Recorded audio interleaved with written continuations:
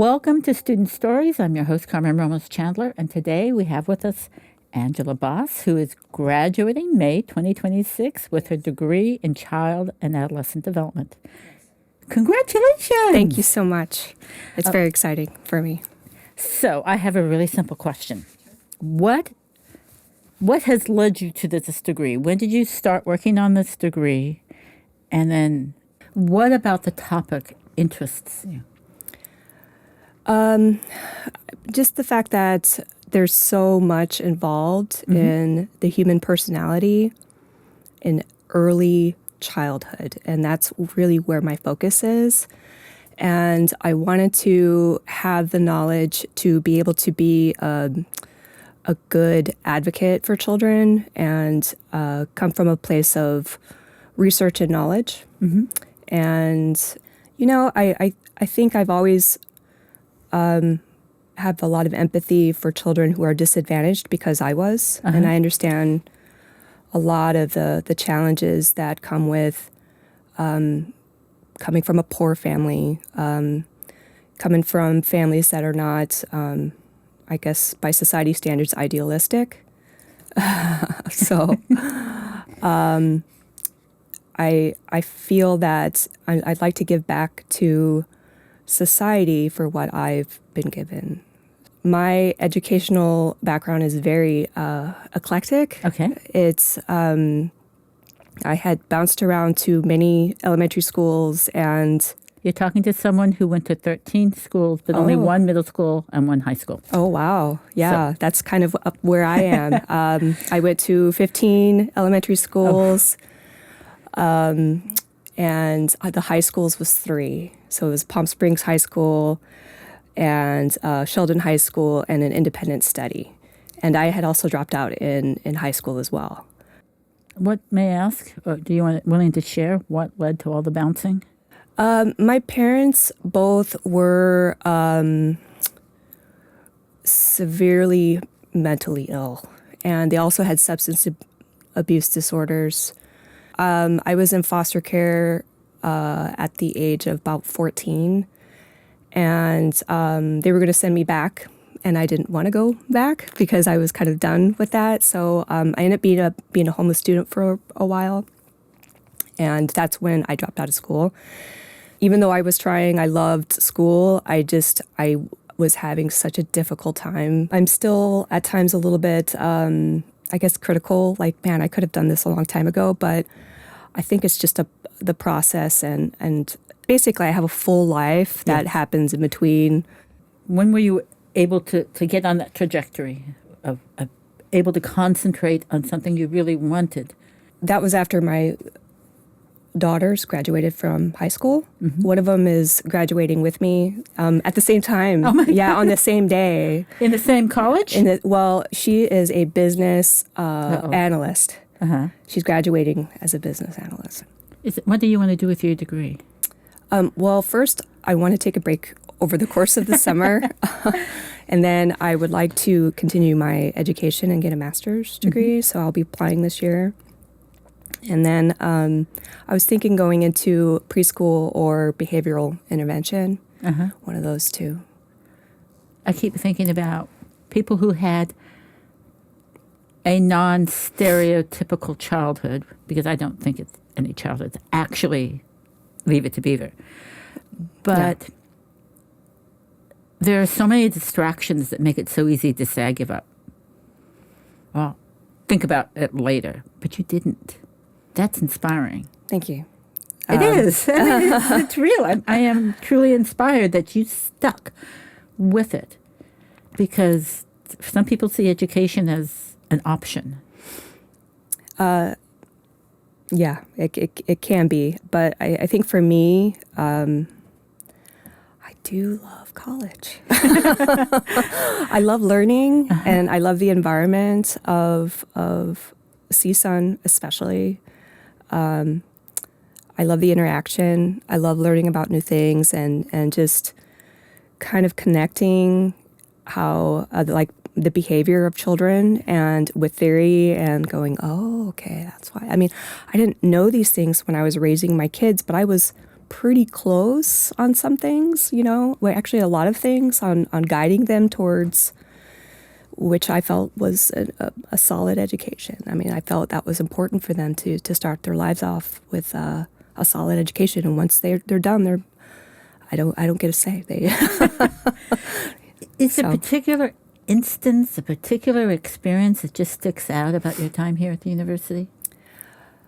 I think if anything, I wasn't really sure what to expect because every university is, the atmosphere can be different. And with CSUN, I became very comfortable pretty quickly. I'm fortunate and grateful that the students and scholars are just a very kind and amazing group of people. So that made a world of difference for me because I felt safe and willing to express my opinions. Even though we're a quiet group among the child development majors, we have a lot to say. Yeah, on one-on-one, we're much better, it seems, with that. And I've met some really amazing people. So yeah, I think that's what stuck out.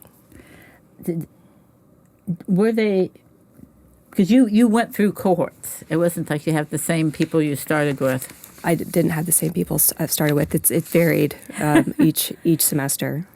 But was there a faculty member, a staff member, or an experience here that kept you saying, yeah, I'm on the right path and I'm just taking a little longer than some of my other classmates, but I know this is right because...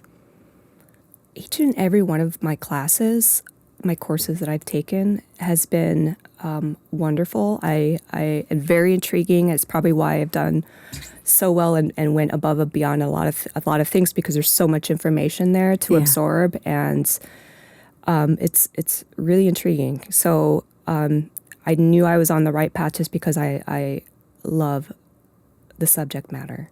You just wanted to come back every time. I'm so happy that I get to be, this is what I wanted like so many years ago, it's just to be able to focus on school.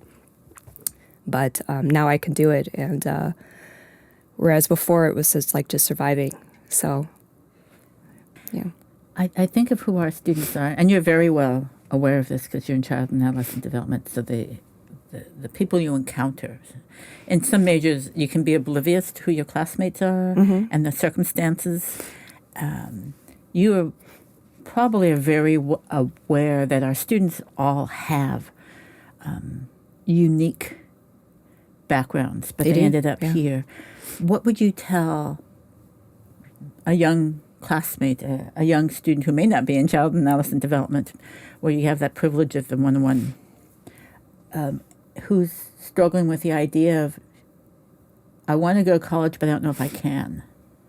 And I may not be able to do it in 4 to 6 years. It may take me longer. What would you tell them about their dream of a college education?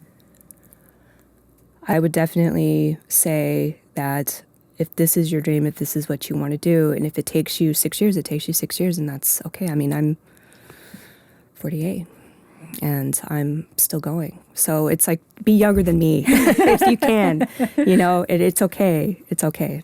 Just keep trying. And if it's possible, take a couple classes, take 3 classes, whatever you can handle. Yeah, don't tell yourself no. I would say just keep going. Like, make somebody else tell you no. And then ignore them. Yeah, and then ignore them, and just don't let it be. Don't listen to them. I mean, I've had people be very negative about my journey, and especially when I stopped going, it's like I had people they weren't very positive. So I would definitely be positive because I think that's important. Were there resources here that you tapped into? One of my favorite things about CSUN is their database. I love their database so much. I mean, I get to read the latest and greatest research on anything that I want, and I love that part. I'm not blocked. I could go in there and use my student account and just Yeah, and the library. It's like being able to access all the books in the library and order books. I know it's nerdy, but Hey. it's I love that part. I'm going to miss it, and That's why you're going to grad school. I know that's why I might go to grad school so I could have that extra time with being able to read all the research studies. I don't think people realize. I think some students just take it for granted. I'm at a university. I'm going to have a library, but they don't realize It's amazing. Yeah. It's like just take the time and to look at it, and especially with all the journals that you can read about your major. I mean, it's lovely. What did you discover? I mean, what rabbit hole did you go down, and intentionally or not? Intentionally, psych info. That was one of the ones that my professor, I think it was Professor Pandy, told me about. That's like go down that one and take a look at that database. And I like reading about adverse childhood experiences and the long-term effects of those, and as well as any subject matter that comes up across my feed as far as like what I read currently. So it's like if I don't know about a subject, like, and it could be, geology or whatever, I'll go and look up to see, okay, ask myself a question and then see if I can find the information in the databases. So, yeah. Where do you see yourself 10 years from now? I hope to see myself working with children. There's a part of me that would love to be a part of a staff for child development, or being a mentor for teens. Just giving back and helping people who may need what I have in my head. So, and my experiences as well. So that's one of the reasons why I keep trying to learn as much as I can. So it's like if I see something that there's a problem, I could help them, guide them towards, the proper resources. Now I have another question for you. It's in part because you spent so much time at this university. What would you tell a student while you're at CSUN? You really should spend an hour at the duck pond, go down the rabbit hole at the library, or what do you say? Don't miss out on this while you have the chance. Are you talking about the physical elements or anything? Or even the more impersonal? I think that people should really walk around the campus and enjoy the trees, because CSUN has amazing, amazing trees. It's just beautiful to look up at them and see just the variety and just how large they are. I mean, some of the biggest trees I've ever seen, like for that variety. A lot of native plants. I know that's like very, very different, but I mean, I think that's one of the things that I would just recommend. Just go for a walk between classes, and if you feel tired, just get up and get off your phones and your laptop and just walk around. Definitely take advantage of all the software that's available that CSUN pays for. I mean, it's free. Go to the clinics as well. We have a healthcare clinic. Also, check out different parking spots, because sometimes, you go to certain parking structures and they're terrible, but there's others that are pretty vacant. So, don't waste your time looking for a parking spot. Yeah. Besides the library, because I know the library's got a soft spot in your heart, what are you going to miss when you leave? I think I would miss the students, actually. I really enjoyed interacting with the students and getting their perspective on just their lives, and just being able to, that's part of the learning process, is you learn not just from the professor and the books and the content that they give you, but from the other students that are around, and being able to know them. It's I liked that part. Well, thank you so much, Angela, for joining us, and thank you all for joining us for this episode of Student Stories.